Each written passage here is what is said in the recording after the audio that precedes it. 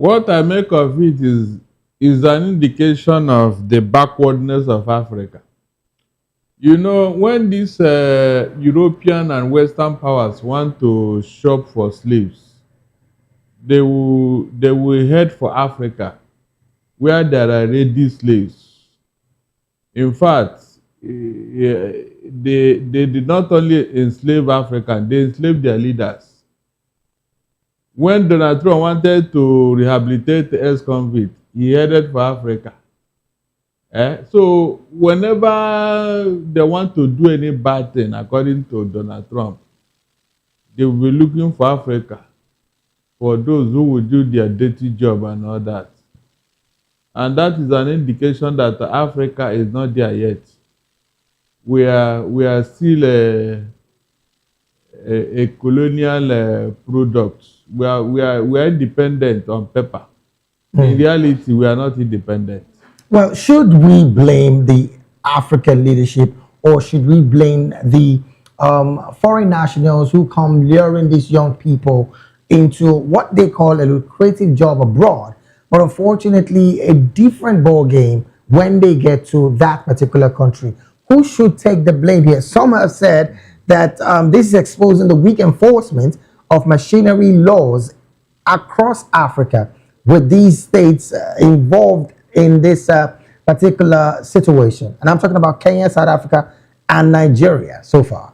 The blame should go to African leaders who refuse to develop Africa, who refuse to pay attention to the development of African youth, who refuse to do the needful when it comes to governance. David, can anybody go to America to recruit American youth for whatever reason? I mean, whatever reason. You know you cannot even, they won't even listen to you. You know you can't. So why must it be Africa?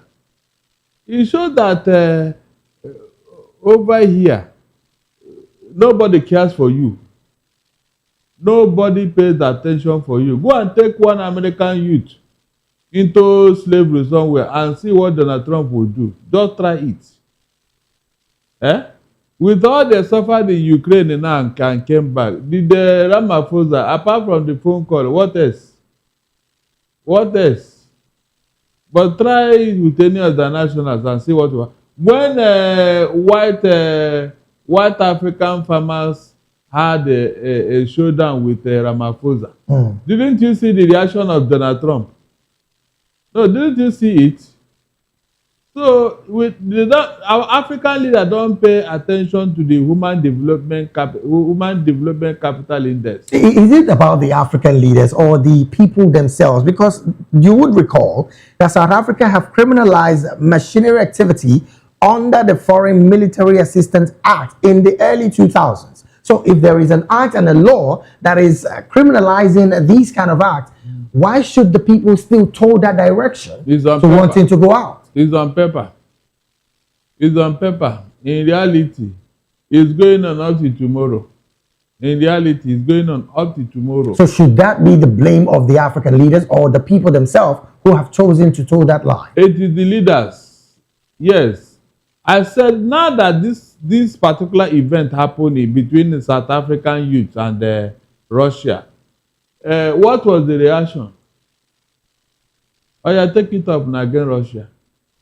Take it up against Russia. Yes, take it up. And see what will come out of it.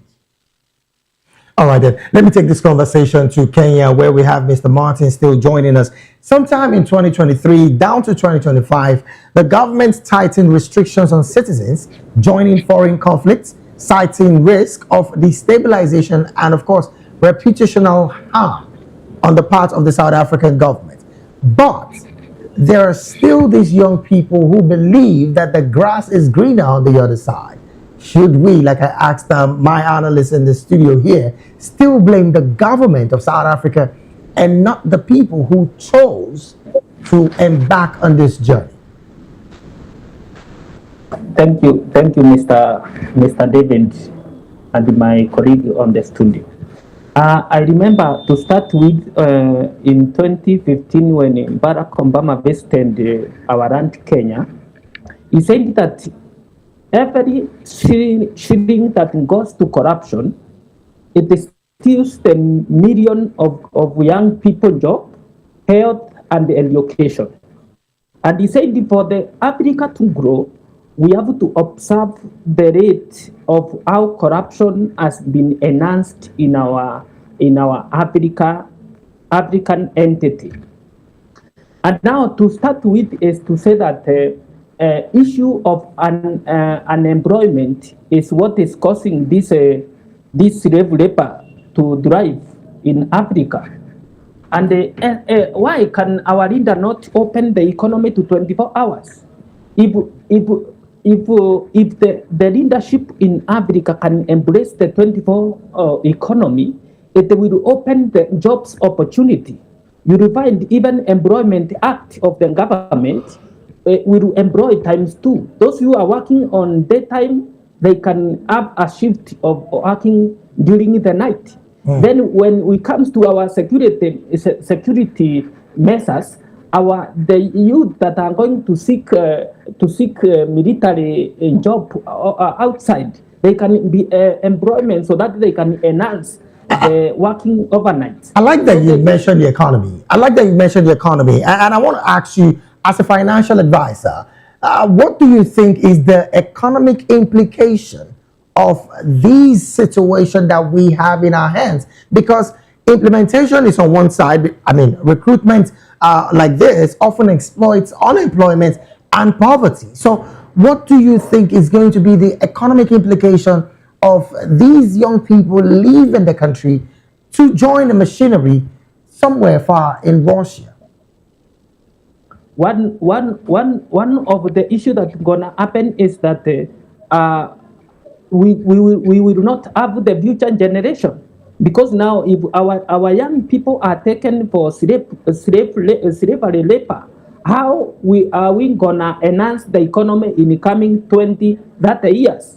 The only key issue here is to the government to implement the policies. The issue is ignorance. When there is ignorance, there will be misappropriation of ideas and the policies that should enhance address the current issue in our African countries. So the issue is whereby the government should implement the policies of Employment Act and come up with the opening economy to drive 24 hours. If the 54 countries in Africa open the economy to 24-hour system, it is gonna impact our African entity. So that now this issue of slave labor could not happen. The same foreign countries will view us in a different perspective, not to see Africa as dependent of their slave labor or system. So the issue here is government to ensure that the sanctity of our democracy is working for the African people. All right, then let's talk about the regional dimension to this whole situation. And I'm still staying with you, Mr. Martins. It was reported that over 1,000 Kenyans were recruited to fight for Russia, highlighting, of course, a broader African vulnerability, East African vulnerability, because if 1,000 of these young people were recruited, that simply means there's a vulnerability space and gap that is being exploited. What do you make of unemployment across East Africa to the point where young 1,000 Kenyans were recruited into Russia? It's sad incident that we are losing our young people to this issue of Russia-Ukraine war. And you see, this is the war that the two countries have been unable to contend over the years. And the war in Russia and Ukraine is about what we call nuclear weapons. And where nuclear weapons is in considered, it means that this war gonna not fire gonna end soon. So essentially, Russia is seeing that their military is vandalized by the Ukraine system. They are coming to Africa to source for slave labor, which is now our leadership or government are addressing it in a way that is they are promoting it, that young people should go outside the country to work. Now, and this is causing mayhem in our East Africa region and across Africa, because now the government don't want to address the issue of unemployment youths. They don't want to address the issue of economy being empowering or promoting the 24-hour system. They are not addressing the issue of education system. They are not addressing the issue of health system. So you find that the economy currently that we have is benefiting the few, right. the few elite in the government. All right, then let me bring this conversation back to the studio. Well, I'm going to switch up this story and get to a very interesting one that made it to the headlines today. In Senegal, the Prime Minister, I'm talking about Ousmane Sonko, is pushing for a draft law that would double Senegal's maximum prison terms from 5 to 10 years for same-sex practices and other conduct deemed unnatural as part of a wider crackdown on lesbians, gay, bisexuals, and transgender. I mean, we're just talking LGBTQ here. And I'm going to also marry it with the situation in Uganda, where interestingly, the Ugandan police have arrested 2 young women accused of involvement in same-sex acts. Now, let me bring it to the studio here. Looking at these developments and, of course, the call for these increased punishment from the Prime Minister of Senegal, do you think this would be a deterrent to the people of Senegal and, of course, to people who are carrying out these kind of acts in the country? Yes, it will make the difference because this is not African culture. This is an imported culture, and the earlier we begin to deal with it, the better, before it will spread like wildfire. I remember when Obama came to Kenya, Uhuru Kenyatta resisted him and his gay business and all that. So we should insist. We should insist on this. Well, you know, at least for one, let Africa reject what is bad. So some have said that insisting on these kind of decisions might just cost some foreign powers the aid being given to Africa. Do you think that this is going to cost Senegal millions in aid and investment, as it were? This is not a human rights violation. This is not abridging your freedom of choice. But it's the right and the choice of the persons who wants to do whatever they want to do with their body. Don't you think so? No, please. This right is not absolute. It has exceptions and limitations. This is an unnatural act. But when a human being wants to cohabit with an animal in bestiality, they will not arrest the human being. Can you just imagine? Why don't you say it's his choice? Now let him go ahead. So we should condemn what is bad. This is not natural. This is not, even from the Bible stance. It is immoral. It is ungodly. And so why should you be practicing what is ungodly and you say it is your choice? That is not part of it. But some oppositions are saying that this clearly is more like violating the human rights and economic fallout on the part of those people that would be maybe caught in that act. Mm-hmm. I don't think so. You know, when these white men want to introduce their evil act or evil habits, they must tie it to something. But these same people, when they see African thing that they don't understand, they call it juju.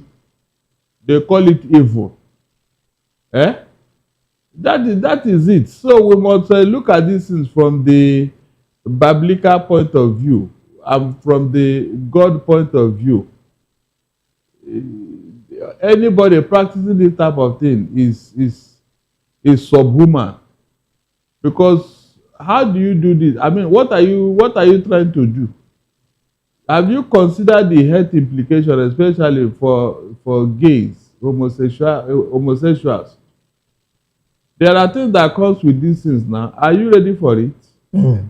So these are the issues. It's good that in fact, the law should be stiffer, very, very stiffer, Now, to avoid our youth. You know, youth, they like to be very creative and very exactly where I was going. adventurous. Exactly where I was going, because there's been this law before now. Because if you recall, in 2012 to the 2024 era, during the administration of President Macky Sall, there was also the resistance of pressure to discriminalize homosexuality. But of course, he stood his ground, and that particular law was enacted. Now, looking at an added year for sentence for anyone caught in this act, you did say that this is going to some level, deter Yes. some of these young people. In fact, not just the law, implement it.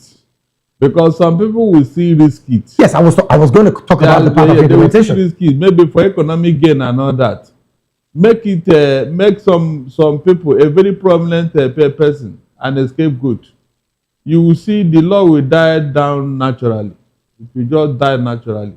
When they realize or see what is going to happen, people will not behave themselves.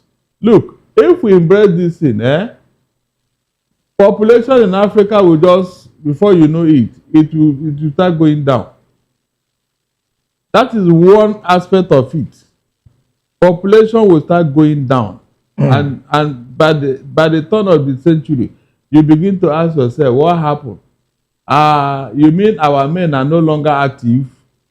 You mean we no longer have young ladies? But when some of these things are happening gradually, you will know the effects until you begin to take the data and the number. So, from your perspective, this is like the implication of allowing these kind of conversation thrive in our system. Exactly. It will deny all procreation, and that's not the wish of God. All right then. He said we should go into the world and multiply for him. Oh So well. why would you stop that? More so when he are giving you the raw material to procreate. Interesting raw material there. All right, let's take this conversation to Kenya. Well, as it stands, in 2024 to 2025, there was this. Senegal did witness, youth-led demonstrations over economic hardship, and as it stands, opposition figures are saying this is Prime Minister Sonko's act of covering up the inadequacies of the economy that he is powering, as against the reality on ground. Do you also share this sentiment as well, Mr. Martins? Thank you, Mr. David. I think this same sex is a monster in our Africa, and to start with, I think this is antichrist elite movement that they are intentional. They are intentional in promoting their culture globally, meaning that this is a culture that wanted to steal the sanctity of families, whereby the same sex cannot come up with a family. So it's a movement that their intentional is to disorient the godly culture in matters of family and the social life. So, in other words, are you saying that the added years, which of course Prime Minister Sonko is calling for, would be a major deterrent for people who want to practice same-sex marriage? Actually, what I'm saying, the credit is about to curtail this movement, not to drive in Africa soil. I have seen that you want to increase the term in prison, whereby if it was 5, may it be 10 or 20. That's the way to punish the movement that is coming to showcase their culture, which is not the African culture. All right, then. Well, let me still stay with you, Mr. Martins. Interestingly, I hear, and of course it made it to the news desk today, that the Duchess of Edinburgh has arrived in Kenya on a visit aimed at strengthening the role of women in peace building, security, and economic growth ahead of the International Women's Day on March the 8th. The visit of the Duchess of Edinburgh, how is it being received across Kenya? Plus the fact that the call for the role of women in peace building across Kenya and, of course, across the East African region extensively. How has it been accepted by everybody in Kenya? Yeah, Mr. David, this is a good gesture, and we should understand that every democracy should demonstrate equity and the equality to its society. All right. Hence, we have seen from independence, women have been segregated. They are not given equal fare. They are not. There is no inclusion in democracy making of decision. So this brings the Women Day. It's a good gesture whereby women and globally should understand that they have role in the sanctity of democracy. All right, then. They have role to make decisions in matters of family, in matters of governance, in matters of judicial system. All right, so it is a good gesture to showcase that women have the power and the capacity as men. Well, because of our time, really, maybe I want you to chime in 30 seconds. Zimbabwe pulling out of talks on the $367 million bilateral health agreement with the United States due to concerns over the sharing of sensitive health data in return for America's financial support. Good move, bad move? What's your take in 30 seconds? Yeah, that's very crucial. Any grant that does not follow the process should not be accepted. I think that is protecting the democracy and and showing that Africa we can depend on our own. All right, so that is a good move, and I give credit to it. All right, then. Let me bring it back to the studio here while we round up. This situation of Zimbabwe rejecting clearly a $365 million bilateral health agreement with the U.S. due to concerns of sharing of sensitive health data in return for America's financial aid support. What do you make of this? Plus, yesterday, the government did not make a statement, but today they've made an official statement stating that the offer represents an unequal exchange. And this, again, is a conversation that has made it all through Africa at this point. What's your position with this? He who pays the piper dictates the tune. It is your lender that will determine the terms of the agreement. If you are not ready to toe the line of your Western donor, then leave the alone. Now, they did say that they were asking Zimbabwe to share its biological resources and data over an extended period with no corresponding guarantee of access to any medical innovation such as vaccines, diagnostics, or even treatment. How is that a fair deal, Baz? That is so that they can now supply you. They want to do business. They want to do their business. They want their pharmaceutical companies to thrive. Is that not what they are telling you? So the money they are giving, you must buy from them with the money they gave you. Well, the government is saying So there were the no money is going back guarantees. to them. There were no guarantees of any medical innovation on their part from the agreement that they tabled to them. There was no guarantees of any medical innovations, such as even the vaccines that you mentioned, diagnosis, or even treatment. So why do you think they should go into that deal, even though the money is quite huge, to help the That's what Zimbabwean I'm government? telling you, so that they will be the one to supply you those things. Is that not simple? Is it logical? The money they are giving you, you will use it to buy their drugs. You don't need to manufacture your own. It's simple. They want your medical science to remain in comatose while you depend on them. Now, what do you make of the call by the Zimbabwean government for a reciprocative data sharing, as it were? No, it's unequal because even if the America gives you, what will you do with it? All right then. What are you going to give America that they don't have already? You totally have answered my question. Well, because of our time, really, this is where we have to draw anchor on the analysis segment of the African News. We've been talking with Mr. Darlington Agomo, a lawyer and a political and public affairs analyst and commentator. Thank you so very much for being here, sir. My pleasure, David. Also, Mr. Martin Siriri, thank you so very much for being here, financial advisor and also public and political affairs analyst and commentator. Thank you for being here. Thank you so much. Thank you. All right, then we'll take a very short break right now where we return. More stories on the African News and